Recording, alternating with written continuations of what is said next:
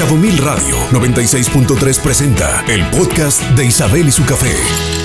¡Qué gusto que está con nosotros de regreso Leti Godwell y temazo! Los adolescentes en la crianza inclusiva. Nos quedamos como con incógnita, Panchita y yo. ¿A qué se refiere Leti con el tema del día de hoy? A ver, elabora. Muy buenas tardes a todos los radioescuchas. Buenas tardes a Panchis del otro lado, Isabel aquí. Ajá. Pues crianza inclusiva, pues es bien importante porque vamos creciendo, los niños van creciendo y cuando llegan a la adolescencia hay muchas cosas que hay cosas que a veces no nos damos cuenta que los chavos ven, los chicos ven y los van absorbiendo poco a poco. Y una de las cosas es el respeto. A veces nos es fácil criticar a los demás y esos aprenden de lo que nosotros hacemos. Ok. Entonces, entender que la inclusión, a mí me gusta mucho una dinámica que hacemos luego con niños chiquitos en la fundación, que es ¿qué te diferencia de tu compañero, no? Y entonces es que a él le gusta la lechuga y quizás hay uno que está en silla de ruedas y dice, ¿qué te diferencia de Matías? Que a mí me gusta el tomate y a él no.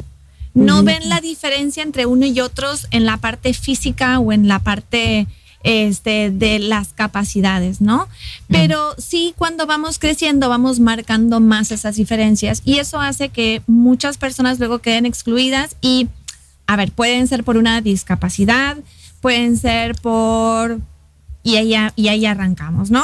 Sexo, religión, cuestiones económicas. Y entonces vamos haciendo una segregación y no vemos lo importante de la persona. Creo que esto de la inclusión, de ver la diferencia del otro como el nutrir de qué podemos aprender del otro y no como una rivalidad o algo que tenemos que marcar como una diferenciación hacia el otro, creo que sí es fundamental. A mí me causa mucho conflicto esto porque me doy cuenta que en esta época que más se hablan de estos temas, más se lucha, se hacen campañas para fomentar la inclusión, más conscientes estamos del daño que hace el racismo, el clasismo, la segregación. Cuando ya se hablan de temas, por ejemplo, de gordofobia, que antes no se hablaba, sigue estando presente y todavía peor en estas nuevas generaciones. Yo creo que... ¿Qué está pasando? O sea, no entiendo por qué. Si ya estamos conscientes, si ya le decimos a los hijos que esto está mal, si tal vez, por lo menos ya como generación de padres estamos algo conscientes y cuidamos estos aspectos, ¿por qué se siguen sembrando estas semillas? Creo que lamentablemente, de las cosas, como dijimos, hemos dicho, el internet y las redes tienen cosas muy positivas y tienen sus cosas negativas a veces. Y esta parte de lo que a veces hay que tener mucho cuidado y hacer mucha conciencia y mucho hincapié, que es muy fácil esconderse atrás de un perfil que es falso o de hacer un comentario en las redes que no nos pone cara. Y a veces es como dejar aflorar lo peor de cada uno y no ponerle cara, ¿no? Entonces, creo que esto del hacer hincapié en la concientización, en el tema del respeto, de lo importante que es fundamental, porque a veces yo digo que los que hacen bullying son los bulleados. No lo digo yo. En casa o en otro contexto. Sí. Pero es parte de esto, ¿no? De hecho, la OMS nos dice en ese sentido que, y en la parte de UNICEF con Naciones Unidas, dice que la crianza inclusiva como término es tener en cuenta la salud infantil, la discapacidad, la salud mental, el desarrollo temprano y los derechos de los niños, ¿no? Entonces, es importante tener un entorno protector, un entorno de cuidado. A veces como adultos se nos escapan ciertas cosas y no nos damos cuenta que los chavos luego repiten o replican. Sí. Entonces, quizás el contexto en que nosotros lo usamos es como de un arranque de catarsis para poder sacar lo que tenemos adentro. O muchas veces hacemos comentarios inapropiados en un contexto distinto. Y de adultos. O, no sé, se interpreta distinto y se repite fuera de contexto y entonces hace mucho daño. Y muchísimo. Y creo que también, ¿qué haces? A mí me ha pasado con mis hijos con ciertos temas donde, oye, está total y absolutamente prohibido en casa hacer referencia así, hablar así, no está bien. Sin embargo, sigue. Ahí tenemos ¿Qué haces como psicóloga? ¿Qué recomiendas? Pues ahí hay todo un tema porque recordemos que el adolescente deja de tener como referente a los padres y empieza a tener como referente a sus compañeros y a sus amigos. Ajá. Y a veces es esta parte del querer pertenecer. Hablábamos la escucha activa, la vuelta pasada con Ale Pancha. Y es esto del querer pertenecer. A veces por querer pertenecer rompen esquemas o rompen reglas que hasta las saben muy bien porque pues en casa se hacen, ¿no? Uh-huh. Entonces saben que hay ciertos términos que son peyorativos, que son feos y quizás, bueno, que no calzan en algunos, pero sí calzan en los otros. Y bueno, ¿por qué decirlos? ¿No? A veces es un poco esto del pertenecer. Eso que decíamos la semana pasada de que, bueno, si tus amigos se tiran del puente, tú también te tiras, ¿no? Sí. Si ellos se pintan el pelo de azul, tú también te lo pintas de azul. Sí. A veces es esto del pertenecer. Y en el pertenecer a veces es también el tema de decir las groserías, ¿no? De las que a veces son palabras fuera de contexto realmente.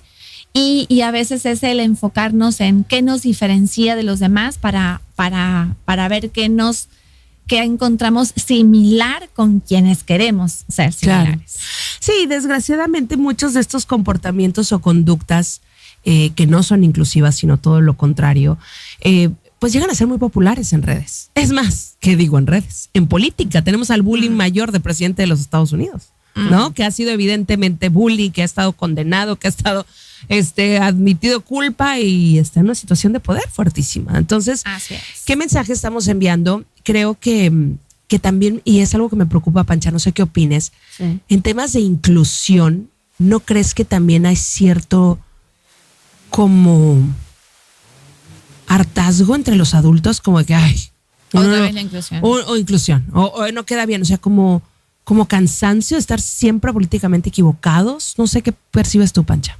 Sí, yo creo que definitivamente siguen estando estos discursos y estas narrativas sosteniendo, ¿no? Todas las posiciones de privilegio, de poder, porque para eso existen, ¿no? Entre más te despojo a ti de valor, pues más valor tengo yo o puedo adquirir yo, ¿no? Entonces, todas estas narrativas que son violentas, que son discriminatorios, que son segregativas, pues claramente tienen una razón de ser, ¿no? Y cuando tratamos de erradicarlas y de desmantelar todos estos sistemas de poder y de opresión y de violencia, pues alguien pierde, ¿no? Pierde quien tiene el poder. Entonces, muchas veces todas estas estructuras no son tan fáciles de desmantelar y los mensajes se siguen enviando en nuestros entornos, ¿no? Obviamente las redes sociales siguen permeando, los contenidos en programación siguen permeando, las conversaciones después de una comida siguen permeando. Y yo creo en lo particular que lo más importante para que nuestros hijos e hijas ya empiecen a hacerlo diferente es que nosotros como adultos y adultas nos sostengamos en la creencia de que eso que ya entendimos está mal. Yo creo que los hijos aprenden con el ejemplo. Sí, y creo también que hay algo tipo selección natural que necesitamos entender los papás, que si no les damos estas herramientas de inclusión, ya olvídate que porque sea lo correcto o es lo bueno, ponle. Si no les damos esta perspectiva de vida en inclusión, a como va el mundo se les van a cerrar muchas puertas. Claro. Van a acabar siendo los segregados ellos. Exacto, porque el mundo está cambiando mucho. Y el que le cuesta trabajo dar este salto y soltar esos privilegios y sobre todo reconocer o tan solo intentar no repetir estos daños, se va a ir quedando fuera de la jugada. En temas económicos, en temas políticos, en temas institucionales. Las leyes están cambiando también, lo que antes no era ilegal. Y yo lo escucho ya en el discurso de los papás. ¿Te acuerdas de tal cosa que hacíamos? Ya ahorita ni cómo, ¿no? Sin ir más lejos, antes salíamos a andar en bicicleta y era con la bendición de tu madre y la bicicleta. Y ahora salís con cascos, coderas, rodilleras. Sí. Parecen marcianitos a veces arriba de la bici. Sí, y a ver, estamos todos vivos. Y que nos dimos algún madrazo, pues sí. Y que nos dieron alguna puntada alguna vez otra vez, pues sí. Pero ahora yo creo que también es parte también del descubrir, ¿no? Del entender por sí mismos, de ver que hay límites, que no rompemos. Y esto que decías tú, el tema de no dar el poder por el poder en sí, sino que tenga un fundamento. Ahí digo, si quieres conocer realmente a alguien, dale dinero, dale poder y vas a saber realmente quién tiene adentro, ¿no? Sí. Entonces creo que desde esta base es entender también parte de la empatía, de la humildad y de la humanidad que debe tener. Eso, ser compasivos. Yo creo que esta parte sí, eso no es nuevo, la inclusión, no. No, La compasión y la empatía, eso es universal desde siempre. y ha existido siempre y es también una herramienta de vida tan importante. Vámonos a un breve corte, regresamos con conclusiones. Me gustaría saber, Radio Follower, ¿tú consideras que estás educando a tus hijos en inclusión? ¿Consideras que tus adolescentes entienden estos términos? ¿O en términos, por ejemplo, de homofobia, gordofobia, racismo, clasismo, crees que es algo que te preocupa? A ver, cuéntanos, 624-122-2124, corte y regresamos. Café listo. Sintonía activa. La aventura que mueve tu día. Isabel y su café. ¿Qué dices, Panchita? ¿Qué dices, Leti?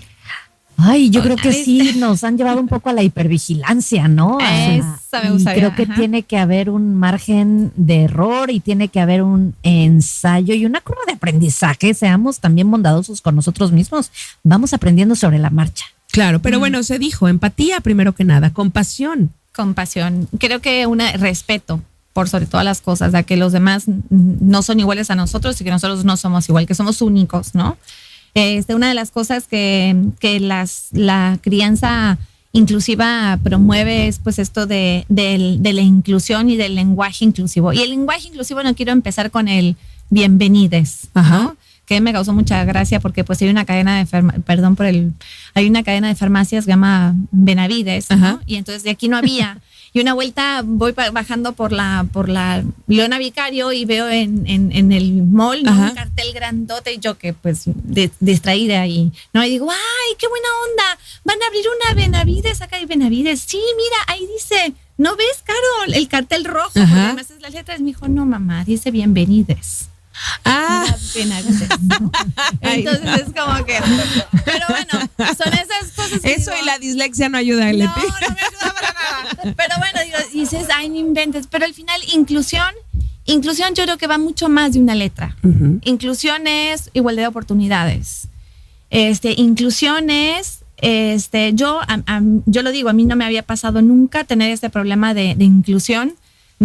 Por ejemplo, hace poco me dijeron, uy, me encantaría para este puesto, pero fíjate que estamos buscando un hombre, porque las mujeres son muy blanditas. Y dije, porque no me he conocido con la cuchara de madera en la mano, ¿no? Es decir, lo que voy es, pues sí, pregúntale a mis hijas. Y es así, creo que los puestos en negociación, por ejemplo, las negociaciones que las hacen las mujeres, duran mucho más que las de los hombres. Hay un montón de cosas que tenemos de más, no puedo decir humanidad, pero tenemos otro tacto, otro feeling en ciertas cosas, que no es que los hombres no son buenos, creo que tenemos igualdad. Es que no es tema de género, ya es de individuo. Exactamente. O sea, así como ahora hablamos de cosas como neurodiversidad. O sea, cada quien le gira la tuerca distinto. De otra manera. Y el mundo necesita de todo eso. Y hay que aprender a identificarlo. Lo mismo pasa en temas de género. Me acaba de pasar también en un tema de trabajo, en una cancelación de una cuenta de un cliente que me decía, ay, mijo, pensé que te ibas a poner mal. Como que pensó que iba a llorar. Sí, Y yo, no, todo está bien. O sea, ay, es que qué bien lo tomaste. Y como que estaba impresionado. De que y yo creo que tiene que ver, como que vea de ser mujer va a llorar, ¿no? Y yo, pues, ¿cómo? No, esto es un negocio, esto es trabajo, esto, Pancha. Así es.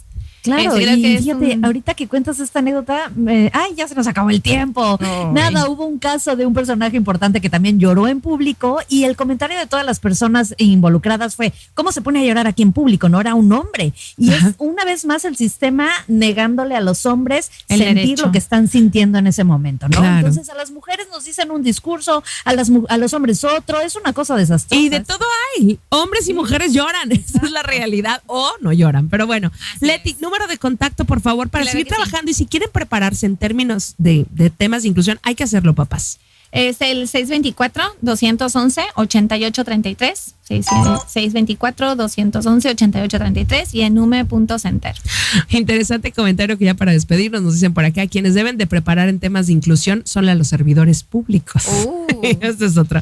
Y un taller que va a dar una persona, luego lo compartimos, Alicia. Gracias por estar en el 96.3 Cabo Mil Radio. Ale Panche en la coconducción, Ángel en los controles técnicos. Leti Gotwell, un placer. Encantada como siempre estar aquí con ustedes. Nos vamos a un corte y regresamos mañana en punto de la 1:05 de la tarde. Yo soy Isabel Ustono, hasta mañana y gracias por escuchar. Escucha Isabel y su café Cabo Mil Radio 96.3. Siempre contigo.